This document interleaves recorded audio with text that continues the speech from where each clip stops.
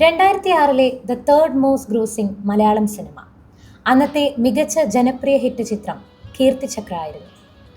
കാർഗിൽ യുദ്ധകാലത്ത് നടന്ന ഒരു യഥാർത്ഥ സംഭവത്തെ ആസ്പദമാക്കി ദേശസ്നേഹത്തിന്റെ സ്പന്ദനങ്ങൾ തുടിക്കുന്ന ആദ്യ മേജർ രവി ചിത്രം. ഇന്ത്യൻ ഗാലൻട്രി അവാർഡായ കീർത്തിചക്രയിൽ നിന്നാണ് ചിത്രത്തിന്റെ ടൈറ്റിൽ എടുത്തിരിക്കുന്നത്. നടൻ മോഹൻലാൽ, ലക്ഷ്മി ഗോപാലസ്വാമി, ഗോപിക, തമിഴ് സിനിമാ ലോകത്തിൽ നിന്നും ജീവ എന്നിങ്ങനെ മികച്ച താരനിര.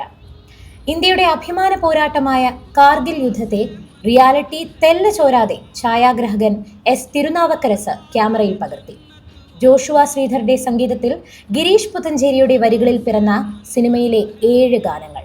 അവയ്ക്ക് ശബ്ദം നൽകാൻ മുൻനിര ഗായകരായ കാർത്തിക്, മഞ്ജരി, കൈലാഷ് ഖേർ, ആശാ മേനോൻ തുടങ്ങിയവർ. 2 മണിക്കൂർ 10 മിനിറ്റ് ദൈർഘ്യമുള്ള മേജർ മഹാദേവന്റെയും ടീമിന്റെയും റിമാർക്കബിൾ വാർ മൂവി കീർത്തിചക്ര 2006 മികച്ച തിരക്കഥയ്ക്കുള്ള കേരള സംസ്ഥാന ചലച്ചിത്ര പുരസ്കാരവും കരസ്ഥമാക്കി.